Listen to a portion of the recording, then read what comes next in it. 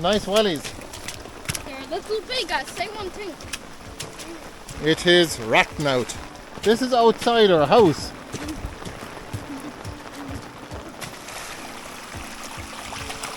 Whoa. It's a river. And I've never seen this much rain. Look at it.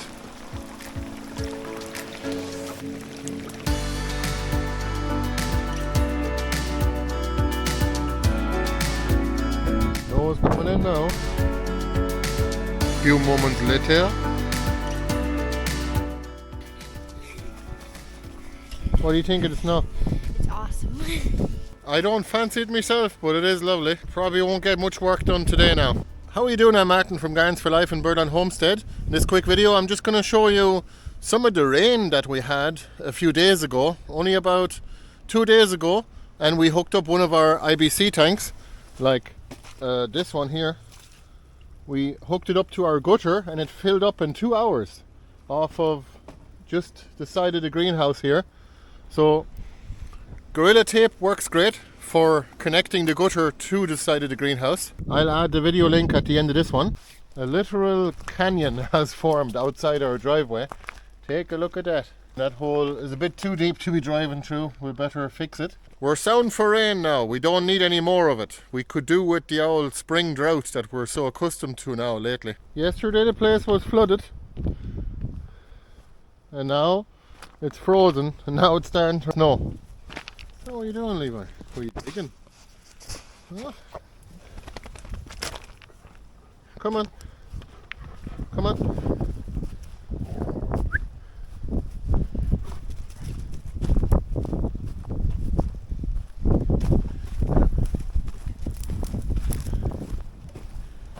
The kale is looking a bit sad now after the frost last night. They said it was supposed to be going down to -1 here in Roscommon yesterday, but I measured temperatures of down to about -6, and that's here where it's relatively sheltered. And in the greenhouse it was -3 last night actually.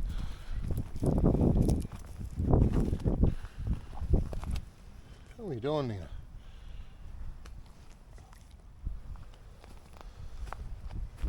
Always have a few dog parts for you. Sorry I haven't got the other microphone on me now, but I don't want that to stop me making a video. Take a look at the Mount Azo willows, Japanese willow. They have pink catkins. And here's the other ones, Kami Kami. Beautiful. So that snow is going to turn into a lot of rain shortly. And that's why I've got a bunch of willows in the greenhouse ready to be cut. Do you want to see them? Take a look. Oh, before we go in there, I might just show you here. We just made a new path going down this way. It'll make life a lot easier.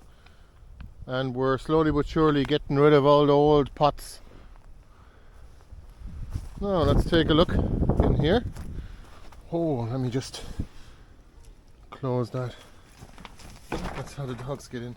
Levi, come in. Oh.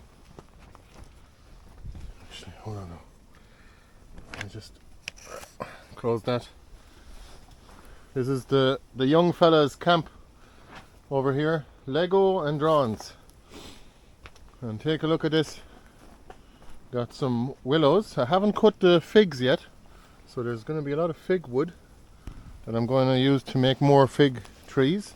Take a look at these willows. These are extra thick willow cuttings, and I'm going to cut them up using me trusty electric secateurs. 1 year's growth. This is all the new growth from our willow trees. So these are the thicker cuttings. It's usually the medium size. If they're any thicker than that, I would probably just replant them, or I would just use them for kindling. But this is the ideal size. These are the extra thick willow cuttings. So I just cut them and they look something like this afterwards. Look at that.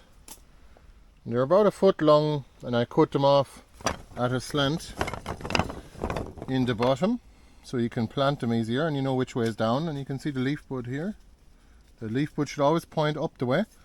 Then all you have to do really is get your cutting and then just put your hand on top and then shove it into the ground. About halfway or 1/3 of the way. So 4 inches or 10 centimeters down into the ground, and then 2/3 is still sticking up out of the ground. Hopefully clearing the grass by the time it grows tall in the summer. Jeez, the horse dog is full of snow. How are you doing, horse? I call him horse dog because he's a huge dog. Look at the size of him. He's a good boy. He's a good boy. Where are you digging? You too. Where are you digging? Nina is smart. She keeps a few bones spare. She has them dug in the ground in places. What I do is I'll just give you a quick demo. This is a Felco number 8. I'll put links in the description below for all of our tools that we use. And look, all I do is to cut the slant, I just do it with a Felco number 8. And then you get a nice clean cut. Okay, maybe like that. Alright. And then we do the straight cuts with this machine here. I don't have to use this machine, but since that I'm cutting a good few and I've got the tool available, why not? I'll make use of it. Now just cut this off straight. And that's it. And there is one cutting. There you go. That's one cutting now. It'll just, if I do them all in one go, just like that, like this, and then I could just cut it off here with that secateurs. And I'll just give you a quick demo. It does do a very nice cut, especially when you cut at an angle.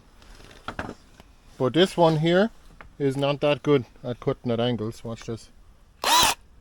And it doesn't really quite cut through the wood. You see that? So, and let me try that again. You see the way I probably need to sharpen it, but it's not that clean a cut anyway, even when it was sharp.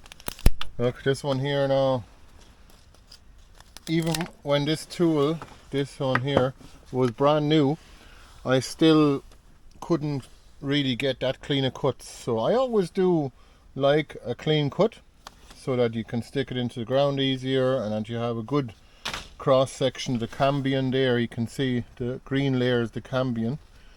And I just do them all manually on this end, and then I use the tool where I can just to cut them off straight.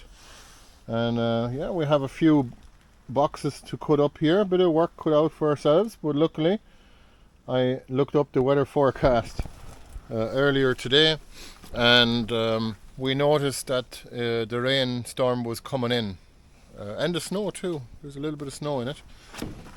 Luckily we noticed it coming in well on time, so I could spend an hour or two out there collecting these fellas here. We've had a crazy few days of rain and then quite cold last night, down to -6 degrees, and even in the greenhouse it was actually -3. So hopefully some of the tubers that I've got in there aren't gone frozen. I don't think they took any damage. But look at this, the Alexander's is taking some frost damage. Look, it's kind of wilted. Hopefully it'll come back after a few days. But we've often seen that you can expect it to be much colder than what the weather services here are predicting. They said -1 and it was actually -6 over here anyway. We are on a bit of a hill. Look at the old Portuguese kale is looking a bit sad there. Hopefully it'll make it through the winter and it'll grow again. It should do anyway. Most years now they'll be fine. You could actually take cuttings from that and pluck them in the ground and they'll grow into new plants as well. But I quite like the way that tree looks. It's actually not a tree, it's it's kind of a tree coloured. It kind of looks like one of those African trees when you look at it closely. But anyway, that's the snowstorm starting now, and we're going to be expecting a lot more rain. The whole place was full of puddles a couple of days ago, and yesterday it all froze. So today it's still almost frozen, so the snow might actually stick, but it'll get washed away after, because usually when we get a storm from the Atlantic, it's going to be warmer, definitely warmer than 0 degrees anyway. We don't get snowstorms like you guys in Canada. So from one extreme to the next, lots of rain, next day freezing cold. And yesterday we were observing temperatures in the greenhouse from 30 degrees Celsius down to 20 and down to 10 and then down to 0 just as the sun went down. So in a matter of an hour or two it can actually drop by 30 degrees, which is pretty mad when you think about it.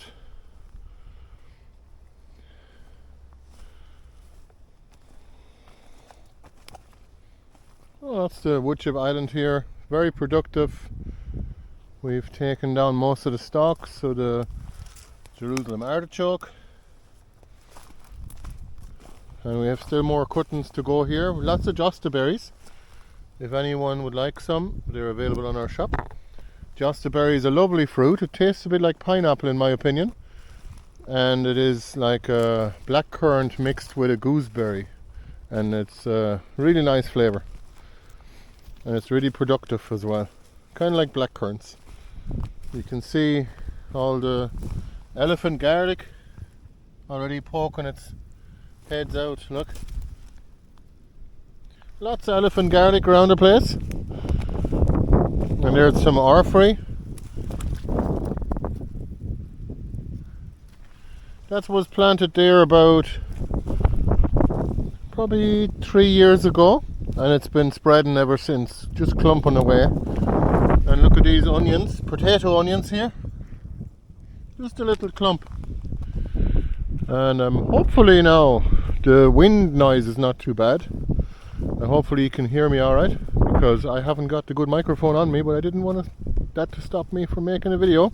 You can see the flaming willows way over here. It's kind of weird when the muck is actually frozen here. You can just walk on the muck without going down. Look at these. I love the flaming willows and the curly willow. Thanks for watching, and we'll see you the next time. If you'd like to buy some willow cuttings or plants or roots, take a look at her website. Thank you so much for your support. We really appreciate it, and we're going to keep on growing. See you later. Bye bye. What kind of footprint is that? There's wolf prints. Whoa!